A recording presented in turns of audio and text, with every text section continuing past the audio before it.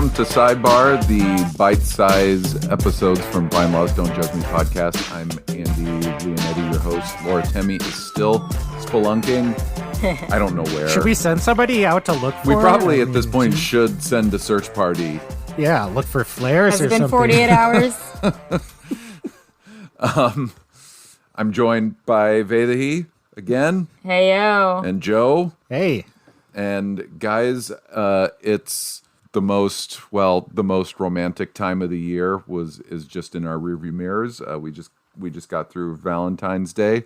I don't know how do you guys feel about Valentine's Day? I don't know. I much prefer February 15th when all the chocolates are half off.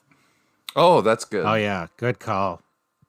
Yeah, so Valentine's is the most loved and hated holiday, right? I mean, some people can't get enough of the chocolates and the romance. Other people hate it, even if they're in a relationship. Me. And of course, if you've just gotten out of a relationship, then it might be even worse than usual, right? Probably all gotten your fill of Valentine's Day, but this is also the most unromantic time of the year because January, February, and March are divorce season. Really? Truly, huh? Yes. Why do you think that is? January is unofficially dubbed divorce month by attorneys.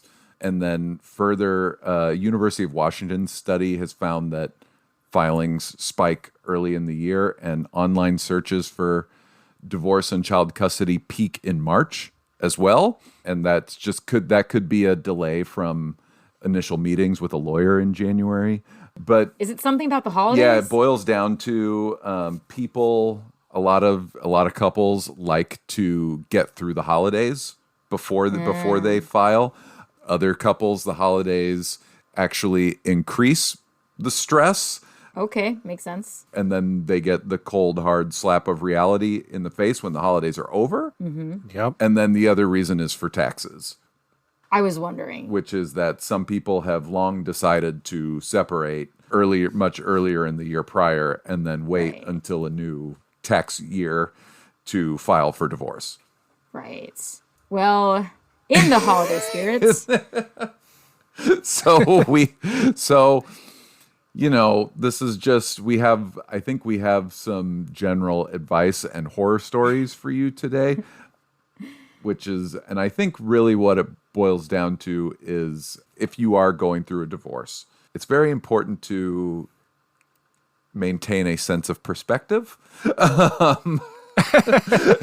I've taught you well, Andy. That was a very diplomatic way of putting it. One story that I found when I was preparing for today was a famous story that dates back to 1997, which is a California woman filed for divorce to the husband out of the blue after 25 years of what he had believed had been a happy marriage. But it turns out on December 28th, 1996, just 11 days before she filed for divorce, the wife had won $1.3 million in the California lottery.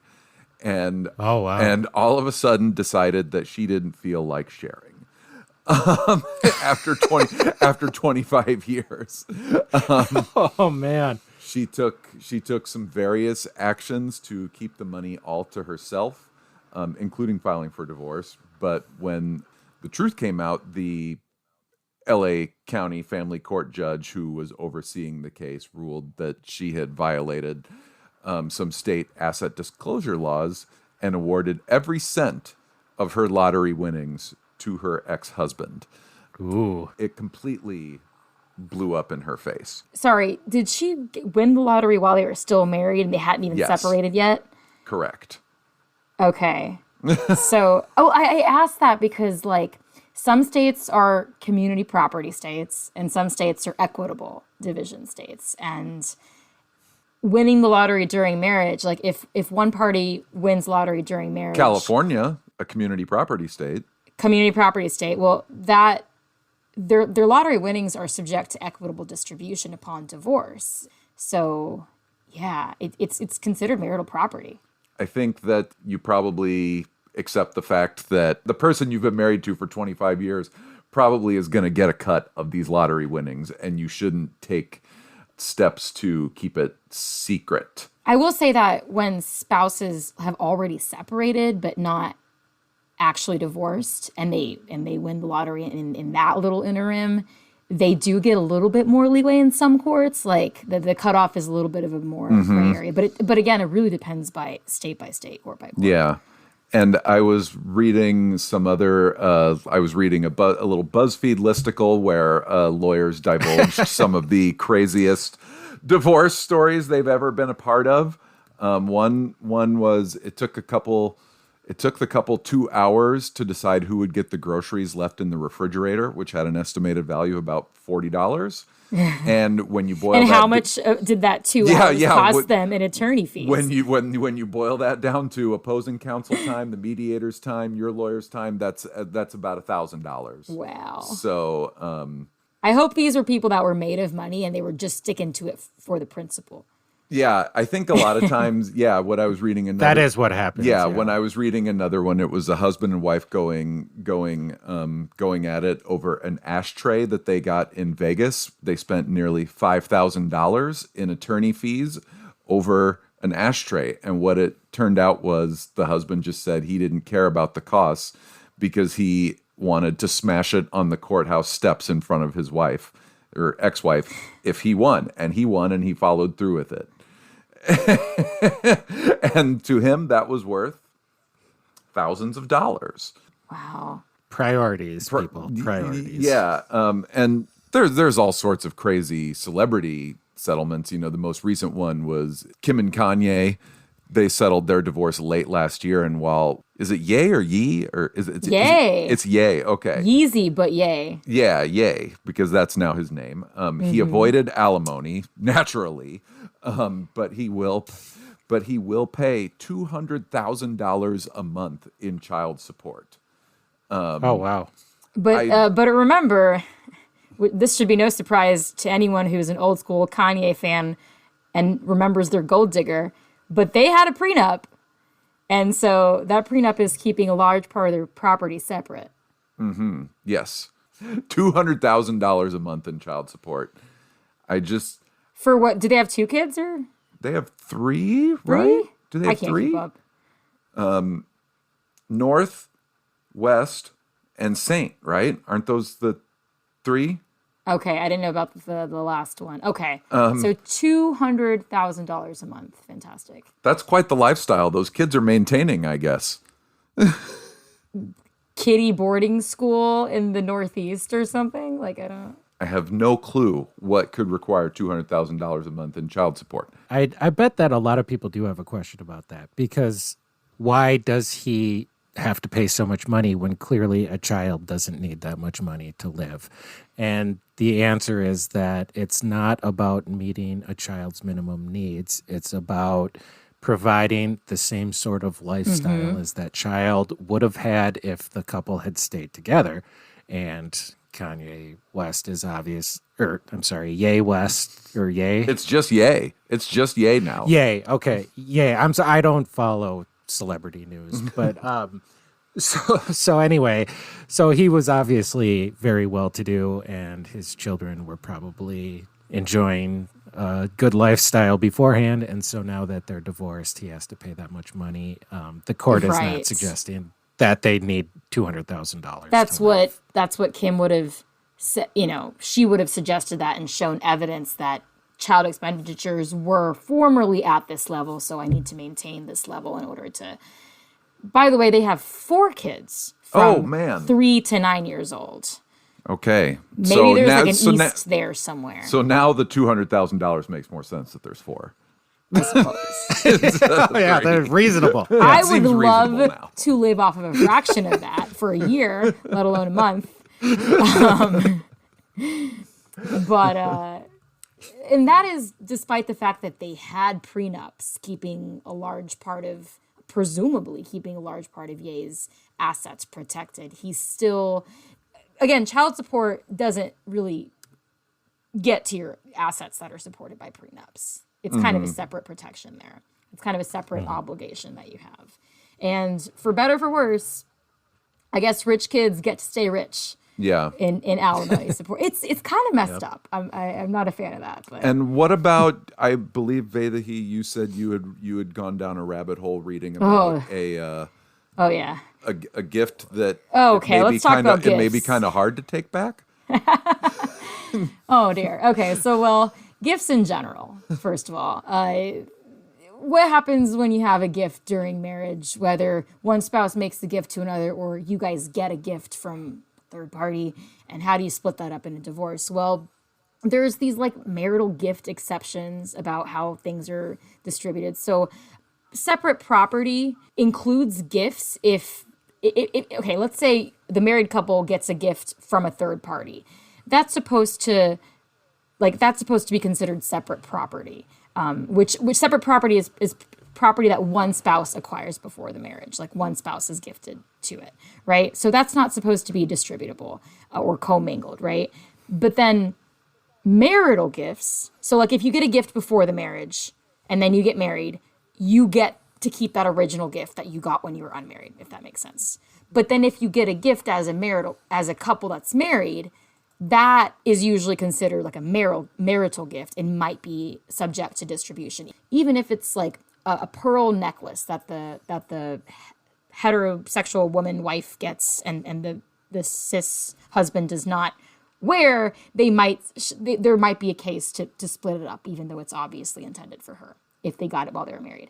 And then there's this whole question of what if one spouse gives a gift to the other spouse, and here intent kind of counts, intent kind of matters. So like, was this meant to be a gift? Was it, if it's meant to be a gift, most courts will say no takesies backsies, basically. That is what the court said in response to a husband who recently tried to sue his wife after they got divorced because he wanted back the kidney he donated her. And her argument was, well, I guess, or the court's argument, the attorney's argument was that this was a gift. And a gift of life. Yeah, right. And oh man, the doctor had tried to classify the kidney as a marital asset. The divorce was clearly very bitter, y'all. The fact that this husband wanted it back, knowing how pretty vital it was, probably says a lot. And I don't know how much the fact that this was like beyond petty, this was like her life was literally at stake. I don't know how much that played into the judge's decision here, but it is beyond petty, to be clear. Yeah. That's what I said. But other things that were cited here is that like, well, it's kind of illegal to like extract monetary compensation for organs. So the husband could be liable for like criminal prosecution if he tried to go down that route and get money back. But also ultimately, human organs are not commodities. Like the fact that it was an organ probably played way more into this decision than just the fact that it was an intentional gift or not. So hopefully, listeners, you will not be in quite a dire situation as that. But if you are, it looks like you will have sympathy. The recipient of the organ will probably have sympathy from the courts. Yeah. I wanted to talk about the one thing more important than a kidney in a divorce, and that's that's the Netflix subscription. Because a couple of years ago, did you like that segue, Andy? I appreciate it. You can be dark, Joe, but we're not allowed to be dark. My wife and I have a one-item prenup, and it does, and it relates to our Netflix password. Are you serious? That's fantastic. So a couple of years ago, it was kind of a big thing to talk about pets in a divorce, right? Mm-hmm. I mean, custody of pets, because everybody cares about what happens to their dog and their cat in a divorce. And that makes a lot of sense. But kind of the latest thing that couples are fighting over are streaming service passwords, because as we all know, it's really easy to share passwords, especially with a significant other, and it can actually be kind of a relationship step for some couples where it's like, yeah, we can share passwords, we can, Oh God, how hopelessly lame. I will just say then, all of my friends and my friends' friends have my passwords. So I guess I'm doing it wrong. Well, I mean, that is actually really common too. But, you know, it can actually be serious because it adds up quick. People don't want to pay for new subscriptions, especially if they're going through a divorce, which can be pretty expensive. So who gets the password? And it's not that unreasonable because if you think about kind of practically speaking, you don't really want to know what your ex is watching. You know, why were they watching that romantic comedy last night?